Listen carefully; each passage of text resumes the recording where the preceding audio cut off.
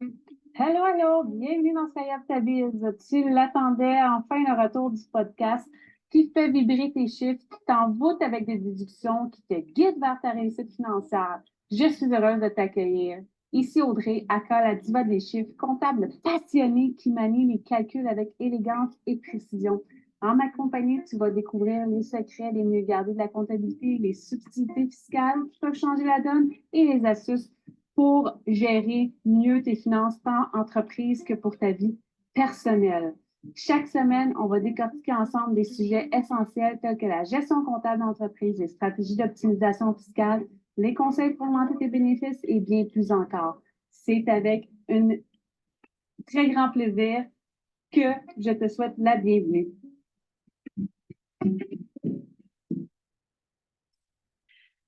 Hello, hello! J'espère que ça va bien. Bienvenue dans l'épisode numéro 83. Aujourd'hui, on va parler. Je m'en souviens plus de quand on parle. Elle est bonne celle-là. Aujourd'hui, on va plonger dans les méandres de la comptabilité avec un éclairage spécifique pour les travailleurs indépendants et les freelances. Si vous jonglez avec des contrats, des factures, des déductions, restez avec nous. Vous êtes au bon endroit. On va tout démystifier le tout. Tout d'abord, ce qui est important, c'est de me présenter. Je suis Audrey, aka la diva des chiffres. Je suis, mon intro, elle le disait, je suis celle qui manie les chiffres avec élégance pour tout te faire comprendre. Enfin bref, je ne reprendrai pas l'intro, te cacher à patente. Mais première chose, comprendre les bases de la comptabilité pour travailleurs autonomes indépendants. Euh, c'est quoi la comptabilité pour un travailleur indépendant? Comment différencier les dépenses professionnelles des dépenses personnelles? Ça, c'est hyper crucial. Revenu Québec, qui s'occupe de gérer au niveau des taxes, puis c'est souvent, on va être amené à être vérifié au niveau des taxes, sont de plus en plus sévères, vigoureux, exigeants. Donc, c'est vraiment, vraiment important. Quand tu te pars en affaires, tu n'as pas le choix. Ça te prend quelqu'un pour t'aider au niveau de tes réseaux sociaux, ton service à la clientèle puis ta comptabilité. C'est sûr et certain. Tu n'as peut-être pas besoin d'avoir toutes ces personnes-là à temps plein, mais il faut que tu deviennes, faut que tu trouves de meilleurs amis dans ces eaux-là. C'est vraiment sans face. Euh, Toutes les semaines, je suis, ben moi, dans tous mes mandats, j'ai tout le temps des pourparlers avec Revenu Québec parce que veut pas, tout le monde se fait vérifier chacun leur tour. Puis j'ai quand même une bonne base, une bonne clientèle, donc c'est sûr et certain que toutes les semaines, ça va arriver que je vais jongler avec Revenu Québec. Parce que la petite corde me fatiguait. Donc, ce qui est important, c'est de toujours moi, ce que je dis toujours, même si tu es travailleur autonome, que tu opères sous ton nom,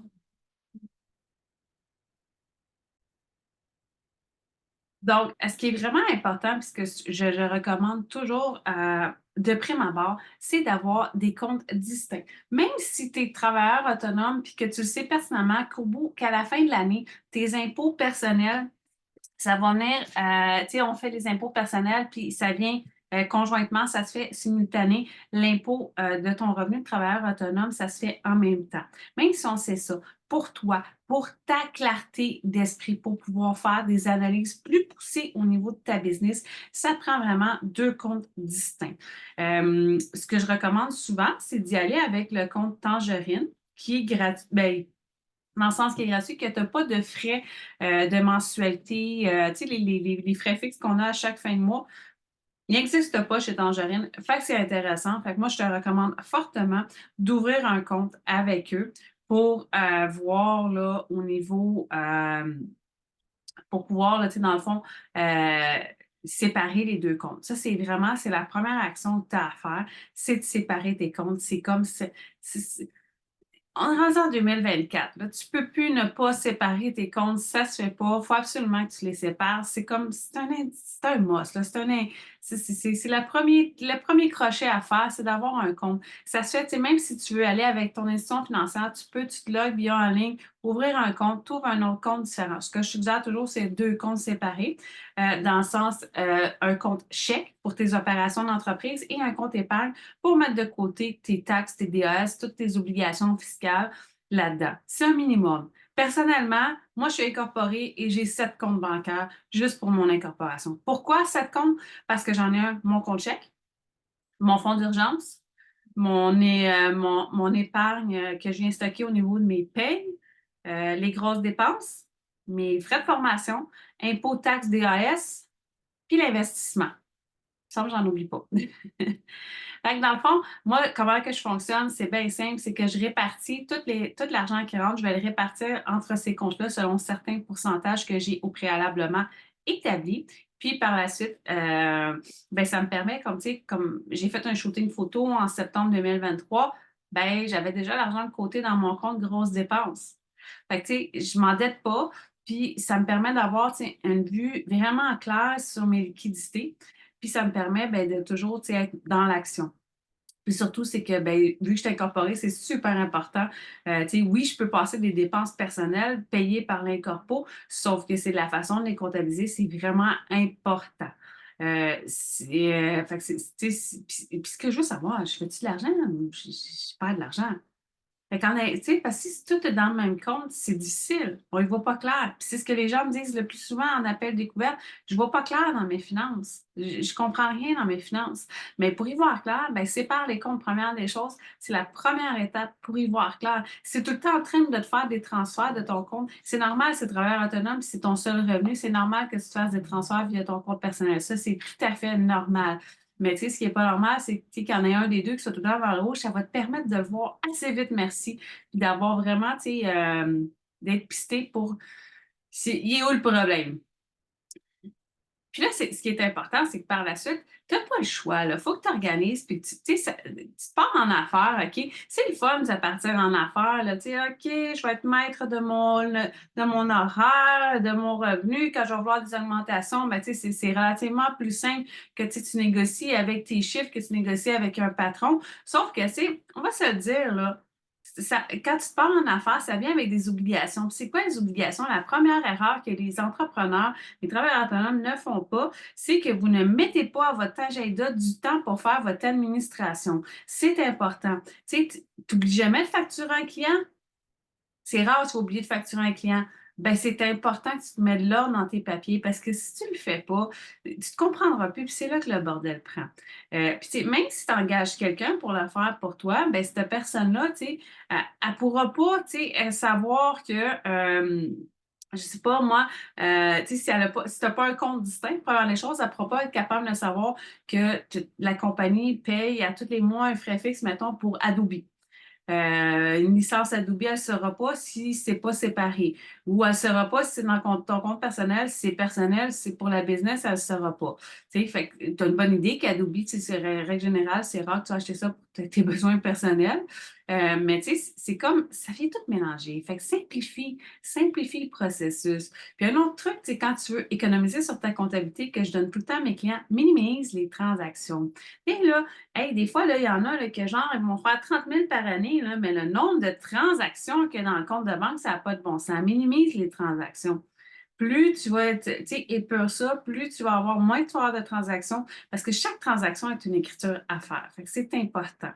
Tu sais, c'est une écriture, c'est une donnée à comptabiliser. Fait que c'est important que ce soit, tu sais, quand même au minimum. Comme ça évite du temps, donc des frais. Comment qu'on fait pour savoir si cette dépense-là est personnelle ou professionnelle? Bien, première des choses, est-ce que tu en as besoin dans le cadre de ton travail? Oui ou non? Euh, Tu vois de la lumière? Hydro-Québec? Ben, je travaille de chez moi. Et donc, il y a une partie que j'utilise pour ma business. Je suis en train de t'enregistrer un épisode de podcast avec mon ordinateur, tous mes spots, toutes mes lumières. Ben, veux pas, tu sais, mon ordi pour qu'il soit allumé, pour que je puisse enregistrer, consomme une électricité. Fait que, tu sais, sur ma facture d'électricité, j'ai une portion qui est professionnelle. C'est juste d'y aller avec le gros bon sens. Fait que, tu sais, si j'utilise une pièce, quand je reste dans un 4,5, donc j'ai 25 que j'utilise d'occupation. Fait que je peux très clairement aller me chercher un 25 au niveau de ma facturation d'Hydro-Québec. Tu sais, tu sais, il n'y a pas d'abus. Tu sais, faut juste, il n'y a pas d'abus. Dans le fond, tout ce qui va te servir, tu sais, moi, ce que je fais souvent quand je dis tout le temps à mes clients en appel découverte, tu sais, si tu as un bureau, une pièce ou un coin où est-ce que tu travailles, tu sais, vas-y, recule, puis regarde en ayant une autre vue, en disant, OK, ça, ça c'est pour la business, ça, c'est pour la business, bien, dans le fond, toutes tes dépenses sont déductibles au niveau de la business. C'est de la façon qu'elles sont déductibles qui va différencier selon ce que c'est. C'est là que tu as besoin de ton ami pour t'aider avec tes chiffres, pour démêler ça. C'est là que c'est important. Fait que, tu sais, c'est juste de... Parce qu'il y en a souvent, c'est ah, ça, c'est-tu déductible? C'est pas déductible. Puis ça, on m'a déjà dit que c'était un amortissement. Mais un amortissement, première des choses, les gens ne savent pas ce que c'est. Oui, ils savent que c'est bon, mais un coup que tu as amorti, c'est parce que tu le passes à la dépense. Donc, la facture est importante pareil. Fait que c'est mêlé comme ça. Mais justement, le fait d'avoir, tu sais, d'essayer autant que possible d'avoir un compte, tu sais, personnel versus un compte que tu vas utiliser pour tes affaires, même si c'est un compte personnel, ça va venir démêler, ça vient tracer une ligne entre le personnel, le professionnel. Même si le professionnel envoie de l'argent au personnel, ce qui est normal, tu travailles, tu dois donc être rémunéré, tu as des besoins aussi. Donc, tu sais, c'est correct. Mais c'est vraiment, je trouve, la base, c'est vraiment un compte et séparé. Ça, c'est la base. Euh, Comment qu'on catégorise les dépenses? Tu sais, moi, ce que je dis tout le temps à mes clients, parce que souvent, on vient trop compliquer quelque chose qui est simple à la base. C'est pas compliqué. C'est vraiment, c'est relativement, ben c'est simple tout en étant quand même compliqué, dans le sens quelqu'un qui ne sait pas, c'est souvent des questions qu'on me demande. Exemple, moi, ce que je dis tout le temps, tu sais, si tu n'as pas de logiciel comptable, vas-y via Excel. Si tu n'en as pas, j'en ai sur mon site web. Vas-y, procure-toi-les, ça presse. Tu sais, tu viens placer par catégorie. Ta pub Facebook, c'est une catégorie. Mais dans ta publicité Facebook, tu peux mettre, mettons, je ne sais pas, moi, de la publicité, ben, Facebook, Instagram, c'est linké, mais mettons, de la publicité sur LinkedIn, la publicité, si tu as pris une publicité sur TikTok, ça rentre dans la catégorie publicité. Fait que ça, c'est une catégorie, la publicité. Ensuite de ça, tout ce qui a tes fournitures de bureau. C'est sûr, des fournitures de bureau, il y en a de moins en moins dans le sens que oui, tu sais, moi, je vais utiliser du papier dans le temps des impôts, de l'encre, parce que j'ai encore des clients qui viennent en personne. J'en ai très peu. Oui, il y en a qui veulent avoir la copie papier, mais c'est de moins en moins. Autre chose que j'ai beaucoup, c'est au niveau des fournitures de bureau, ça va être, ben là, ça, c'est un poste que moi, j'aime créer à part, c'est pour toutes les licences informatiques. On ne se le cachera pas, en 2024, il y a beaucoup d'automatisation, on utilise beaucoup l'intelligence artificielle, fait qu'on a énormément de licences informatiques. Fait que ça, moi, j'aime bien avoir créé cette catégorie-là de licences informatiques, la séparer des fournitures de bureau. Téléphone, service public, gros.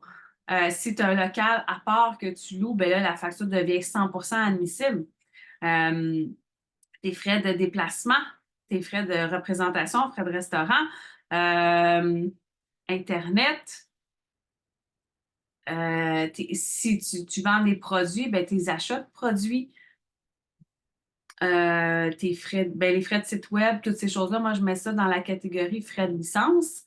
Il n'y en a pas qui me viennent en tête. Mais tu sais, c'est juste important, c'est juste de catégoriser tes dépenses, de bien les catégoriser. Ça, c'est la règle de base. Comme je te dis, si tu le fais dans Excel, surtout dans Excel, clic droit, puis là, tu fais ajouter un commentaire. Tu viens ajouter un commentaire pour expliquer qu'est-ce que c'est. Dans un autre dossier, tu as la pièce justificative, c'est parfait. Si c'est dans QuickBook, ben, tu viens linker avec le trombone en bas à gauche, tu viens linker la pièce justificative. Garde, tu as toujours une copie ailleurs. Là, tu vas me dis pourquoi garder une copie dans le QuickBook puis une copie ailleurs? Pourquoi je le fais en double? Tu me fais travailler en double, Audrey, j'ai déjà pas de temps. Pourquoi? Parce que je ne veux pas que tu sois. C'est parce que j'ai des clients qui vont tout mettre dans le QuickBook ou ils vont tout mettre à l'extérieur. Puis là, ce qui arrive, admettons, moi, j'arrive, je rentre, je veux travailler. Puis là, je veux voir c'est quoi le montant, je le trouve bizarre. Je pense que c'est un doublon. Fait que là, je veux voir c'est quoi la pièce justificative qui est rattachée à la dépense. Il n'y a pas de pièce justificative. Fait que là, ça, c'est un problème. Fait que là, il faut que je pose la question au client. Puis il faut qu'il fasse des recherches. Fait que ça évite le temps de recherche et le temps de question. Ou si des fois, c'est Revenu Québec qui te vérifie tout ça, il n'y a pas la pièce justificative, il faut que tu cherches, c'est long. Puis pourquoi? À l'inverse, on ne met pas tout dans on met tout dans QuickBooks, mais on le garde ailleurs parce que je ne veux pas que tu sois prisonnier de ta base de données comptable. Je veux que tu aies la liberté de choisir. Si tu décides, exemple, dans 2 ans, tu fermes ou tu changes de système comptable, ben, tu n'auras pas à aller tout télécharger ton historique ou faire comme la majorité des gens font. Ils changent de système comptable ou ils ferment la compagnie, ils ne pensent pas à l'historique, ils ferment tout ça. Puis au bout de 2 ans, ben là, toc toc, Revenu Québec. Salut, monsieur et madame, je viens te vérifier. As-tu tes pièces justificatives? Euh, Tout dans mon QuickBook, j'ai fermé v'là 2 ans. Ben d'abord, madame, vu que tu n'as pas tes pièces justificatives, je vais te cotiser et comme tu n'as pas la pièce justificative qu'elle est manquante, ben ça va être une demande rétroactive. Comprends-tu? Pour ça, il faut les avoir aux deux places. Ça, c'est super important. Puis c'est pas long, c'est une question d'habitude. Moi, je reçois une facture. La majorité des factures qu'on reçoit, on les reçoit par courriel. J'ai un dossier sur mon OneDrive. Puis je classe, dans le fond, j'ai un dossier pour mon année financière. Moi, comme je suis incorporée, mon année financière n'est pas. Ben moi, j'ai choisi que ce soit pas au 31 décembre, ma fin d'année financière. Moi, c'est au 30 juin, ma fin d'année financière. Fait que tu vas avoir le document, exemple, le dossier 2023-2024. Puis ensuite de ça, dans 2023-2024, tu vas avoir des sous-dossiers qui vont être, exemple, 2023-07, 2023-08 pour les mois. Puis là-dedans, je vais mettre mes factures de vente et d'achat, mes dépenses. Je vais toutes mettre les pièces justificatives là-dedans. Puis, ben, au bout de 7 ans, quand l'année financière est finie, on supprime. That's it. Fini, bonsoir. À moins que tu veuilles les garder comme collection, comme souvenir. Mais perso, moi, non. Un coup, c'est fini. Fini. On passe à autre chose. De toute façon, j'ai autre chose à mettre sur mon drive que ça. Euh, Puis, mais tu sais, c'est correct que tu aies des dépenses personnelles dans ton entreprise. C'est juste important de les catégoriser. Dépenses personnelles. Tu mets une catégorie avec leur montant, chou, dans ton Excel. Même chose, quand c'est, mettons, dans ton QuickBook, ben, c'est un retrait du propriétaire, chou, avec la pièce justificative, fini, bonsoir. La seule chose, très important, les dépenses personnelles, ne jamais, jamais, jamais les mettre avec des taxes. Si, admettons, ça t'a payé 115 tu avais 100 de dépenses puis un 15 de taxes, bien, l'avance, le retrait du propriétaire ou la dépense personnelle, c'est 115 Tu ne peux pas mettre 100 plus taxes et réclamer les taxes. Jamais. C'est une dépense personnelle. Elle n'est pas admissible. Tu ne réclames pas les taxes. Fais pas ça parce que sinon, Revenu Québec va venir cogner chez vous à toutes les années pour te vérifier. Ils vont dire, ah, elle, c'est une petite vite, elle, mais moi, je suis plus vite qu'elle. Je vais aller la checker tout le temps, je vais aller l'écœurer. Moi, il fait perdre du temps à chaque année. C'est long, c'est chiant, c'est inutile. Pourquoi c'est important d'être précis? Ben, j'aime de t'en énumérer une raison. L'important d'être précis dans ta comptabilité, c'est que tu ne veux pas que Revenu Québec vienne cogner chez vous à toutes les années puis te gosse, tu sais. Parce que, tu sais, il y en a qui vont dire, ouah, c'est pas grave. Ouais, mais c'est parce qu'un coup qu'ils te pognent une fois, à avoir des écarts, ils viennent tout le temps, puis ils sont de plus en plus, à chaque fois, plus qu'ils reviennent, plus qu'ils vont checker en profondeur. Puis c'est là que ça devient, parce que, tu sais, veux pas, j'en passe, si tu savais, tu sais, moi, j'ai des mandats qu'après 2 ans, je vais offrir un tarif, un montant forfaitaire plutôt qu'un tarif à l'heure. Sauf dans mes contrats, c'est toujours bien écrit. Dans l'éventualité où il y a des extras du type vérification de Revenu Québec, ça ne sera pas par montant forfaitaire, je tombe à l'heure. Fait que puis regarde, il y en a qui payent des fortunes juste en recherche pour retrouver les pièces justificatives, les explications pour Revenu Québec. Fait que c'est vraiment important d'être super précis, d'être méticuleux. Puis moi, ce que je dis tout le temps, ce sur quoi tu focuses prend de l'emphase. Arrête de focuser à essayer de sauver de l'argent. Je te dis pas de dépenser en fou. Je te dis arrête de focuser là-dessus sur sauver de l'argent. Focus sur faire de l'argent. Focus sur tes ventes, ton service client. Le reste, c'est essayer de couper la poire en deux. Des fois, tu vas mettre plus de temps, tu vas perdre plus de temps que tu vas sauver d'argent. Fait que, tu en majorité des cas. Moi, je te dis, quand j'ai skippé ce mindset-là, puis je l'ai complètement là, changé, au lieu de vouloir sauver de l'argent, je me suis concentrée à aller offrir un meilleur service, à être plus productive. Mes chiffres ont triplé. Fait que fais attention, sur quoi tu vises. Les outils de logiciels de comptabilité passons maintenant à la partie pratique. Quels outils peuvent faciliter la vie d'un travailleur indépendant sur le plan comptable? Bien évidemment, tous les logiciels d'application au niveau de ta comptabilité, tu as QuickBooks, FreshBooks, GemBook, Wave, tu en as plein. Excel, mais sincèrement, ce qui est important, c'est que tu regardes les fonctionnalités clés. Quelles fonctionnalités essentielles à la recherche de, tu sais, c'est quoi? Qu'est-ce que ça répond à ton besoin? Est-ce que ça répond parfaitement à ton besoin? Tu sais, au niveau de la facturation, les suivis de paiement, est-ce que c'est facile d'intégrer, mettons, PayPal ou ce que tu utilises avec ton logiciel de comptabilité que tu veux t'enligner vers? L'automatisation des processus, comment l'automatisation peut-elle simplifier le processus de facturation? Tout ça, sincèrement, je vais te mettre le lien pour un appel découverte dans la description. Book un appel découverte, on peut en parler. Moi, je travaille avec un paquet de logiciels. Puis souvent, tu sais, ce qu'on reproche beaucoup à QuickBooks, c'est le prix. Il n'est quand même pas donné, mais quand tu passes par la facturation groupée de ton comptable, fait que là, ça veut dire que dans le fond, c'est moi qui gère avec QuickBooks le prix. Je t'envoie une facture tous les mois que tu payes ton QuickBooks, tu as un tarif vraiment mieux. Est-ce que je fais de l'argent là-dessus? Pas tout. Pas tout. Le QuickBooks ne me rémunère pas. J'ai juste l'opportunité d'offrir à mes clients un rabais. Puis ce que je fais, quand tu as une question, une fois de temps en temps, tu m'envoies la question, puis je peux te répondre, puis je peux te guider au travers de ton QuickBooks pour voir comment ça fonctionne, comment ça va.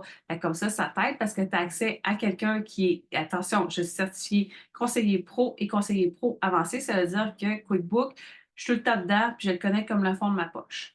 Fait que, tu sais, je peux t'aider. Puis en même temps, exemple, moi, un client qui m'envoie un courriel par rapport à une question dans son QuickBook, je me connecte directement dans son QuickBook quand il est dans ma base de données client. Puis je me connecte dans son QuickBook, puis je vais lui répondre par vidéo pour lui dire exactement il y a le problème, quoi faire, comment le régler. Fait que comme ça, cette personne-là, elle a juste à regarder jusqu'à temps qu'elle assimile bien la façon de faire puis que ça soit bien intégré.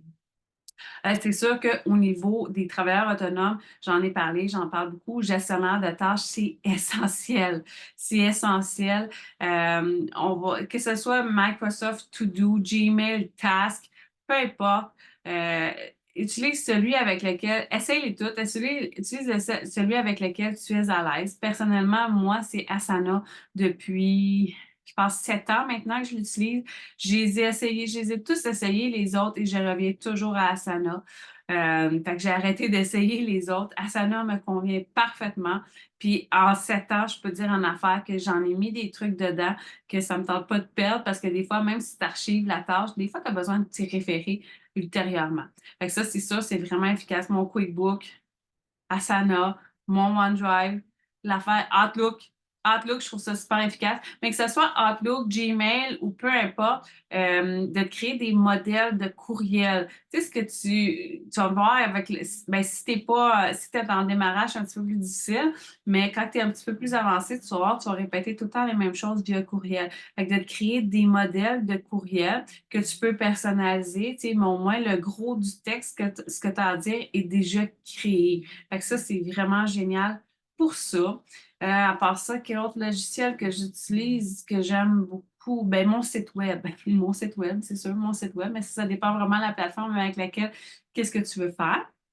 Puis comment on se prépare pour la période de l'impôt. Ça s'en vient l'impôt. L'impôt, j'en fais, moi, des impôts, j'en fais à l'année, que ce soit un impôt des particuliers, travailleurs autonomes, impôt de société, revenu de location, garderie, je les fais tous. Pourquoi je le fais à l'année? Parce qu'il y a des gens qui ne sont pas assidus dans leurs impôts, qui sont souvent en retard. Fait que là, déjà là, en partant, si, exemple, que ce soit dans Excel ou dans QuickBooks ou n'importe quel logiciel comptable, si tu as archivé tes documents comme je te l'ai proposé tantôt, sur ton Drive en te créant un dossier pour ton année fiscale avec des sous-dossiers, déjà, tu es en business.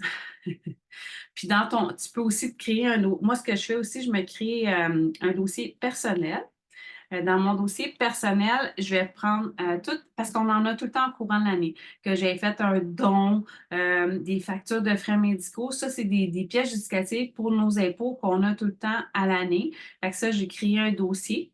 Euh, Puis moi, ben, à chaque année, je vais télécharger mes avis de cotisation sur Revenu Québec et Revenu Canada que je viens mettre dans l'année. Exemple, mon avis de cotisation que je reçois, mettons, que j'ai reçu en 2023, mais qui était pour l'année 2022, ben, je viens mettre mes avis de cotisation dans mon dossier 2022. Comme ça, tu sais, quand on me le demande, ben, j'ai pas à chercher, je sais où, je vais le chercher, that's it, that's all. Puis là, en 2023, ben, tu mets tes reçus médicaux, tu mets lunettes que j'ai eu, que j'achète tout le temps une fois par année, une nouvelle paire. Euh, Ensuite de ça, les dons. Puis moi, ce que je me fais un fichier Excel que je calcule au fur et à mesure tous mes frais médicaux. Puis dans l'autre petite colonne, tu sais, j'ai marqué médicaments, lunettes, examen de la vue, monture, combien était la monture, combien était le verre, parce que ça va être une question que si tu as une bonne comptable et elle va te poser.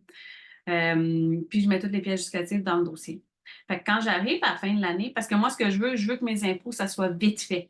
Je veux pas niaiser avec ça parce que je sais pas si tu sais à quel point que je suis occupée dans la saison des impôts. Je peux te dire que, regarde, je suis dans le gros jus dans la saison des impôts. Fait que j'ai pas le temps de niaiser avec mes impôts. Puis trop souvent, trop de fois des années, parce que ça fait quand même longtemps que je fais des impôts avec les années, bien, ce qui arrivait, c'est que mes impôts, c'était toujours les derniers que je faisais, j'étais tout le temps en retard. Fait que là, j'étais tannée. Fait que c'est comme ça que je fonctionne. Fait que moi, dans le fond, tu sais, au courant de l'année, je fais tout au fur et à mesure. Fait que comme ça, tu sais, ben là, tu sais, à la place de le transmettre à quelqu'un, c'est juste, tu sais, si je vais ouvrir sur un écran, ben, tous mes papiers que j'ai eu au courant de l'année.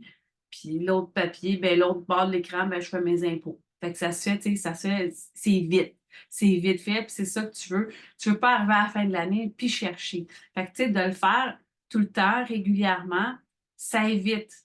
Puis dis-moi si t'as le temps. Il y en a beaucoup qui me disent ça. Ils ont de la misère à être assidus avec leur comptabilité. Si jamais je te proposais qu'on le fasse ensemble, qu'on se fixe tu sais, je pourrais fixer parce que c'est sûr que moi, j'ai quand même beaucoup de comptabilité, qu'on se fixe des moments pour faire notre comptabilité, tout le monde ensemble. Juste pour être ensemble, tu sais, pour dire, ben garde, OK, je me suis engagée à faire ma comptabilité avec Audrey tel jour. Puis, tu sais, juste, on se connecte, j'ouvre un Zoom, puis tout le monde, on fait notre comptabilité, chacune de notre bord. Ça te tenterait-tu? Dis-moi dans ça dans les commentaires, je suis curieuse. Euh, La pire erreur que beaucoup vont faire, c'est de vouloir sauver de l'argent sur la production de la déclaration d'impôt et de la faire soi-même. Par expérience personnelle, par expérience professionnelle, j'ai souvent eu beaucoup, à chaque année, je reçois beaucoup ce commentaire-là. Hey, l'année passée, je le faisais avec Impôt Expert moi-même, puis hier, j'avais bien moins ça. Es-tu sûr du résultat? Puis là, on regardait en détail la déclaration de revenus et effectivement. Puis là, après ça, je me faisais, hey, ben, je suis curieuse, tu pourrais pas, tu sais, tester ce que j'ai fait l'année passée? On teste ce qui a été fait l'année d'avant. Eh bien, surprise, il reçoit le double, le triple de ce qu'il avait fait dans son petit logiciel. Fait que, tu sais, c'est ça la différence entre un expert et quelqu'un qui ne sait pas. C'est au niveau, tu sais, tu peux aller chercher beaucoup plus. C'est sûr, des fois, tu peux aller chercher beaucoup moins parce que ton expert, il n'a pas triché les chiffres. S'il est professionnel, fait que mais sauf que de règle générale, c'est ce qu'on dit tout le temps, c'est qu'on va chercher beaucoup plus avec moi qu'avec les logiciels de pointable. Puis, ben, c'est sûr que, tu sais, au niveau de ta comptabilité, c'est bien de t'entourer d'un expert. Plus ton expert va te connaître, plus il va être capable et en mesure de te conseiller, de te guider au courant de l'année. D'ailleurs, je ne sais pas si au moment où cette vidéo, probablement que ça va être fait, au moment que cet épisode de podcast-là va être sorti, il va avoir la possibilité. Je vais te mettre le lien vers mon site web, tu iras voir, ou tu m'écriras à la limite si tu ne le trouves pas. Mais je suis sur un projet parce qu'il y en a beaucoup qui aimeraient ça avoir accès à moi, juste me poser des questions. Fait que ça va être quelque chose que je vais offrir, un accès à moi pour que tu puisses me poser toutes tes questions illimitées sous forme de genre d'abonnement. Ben, c'est abonnement, tu vas pouvoir prendre soit en abonnement, soit au mois. Puis, ben, c'est ça. Fait qu'on va voir là pour que dans le fond, pour répondre aux questions, parce que ça, on me le demande souvent, tu sais, des fois, tu sais, j'ai peut-être pas besoin de quelqu'un qui fait ma comptabilité, mais j'aimerais ça avoir, tu sais, quelqu'un à qui poser des questions. Fait que, tu sais, ça va être, tu sais, de poser les questions de cette façon-là, qui va être accessible. Fait que voilà, sur ce, ben, j'espère que tu as appris aujourd'hui. J'espère sincèrement que tu as appris puis que tu clarifies, peaufines, mets les choses claires. Attends pas de te faire vérifier parce que, règle générale, quand on attend de se faire vérifier, il y a bien des affaires qu'on perd en cours de route. Fait que, tu sais, plus tu es précis, plus ça va être facile. Puis comme je te dis, si jamais ça tente, moi, ça me tente, je suis game qu'on fasse notre comptabilité ensemble, chacun notre bar. Ben, notre bar tout en étant ensemble en Zoom. Ça te tente-tu? Fait que sur ça, on se rejase. Bye!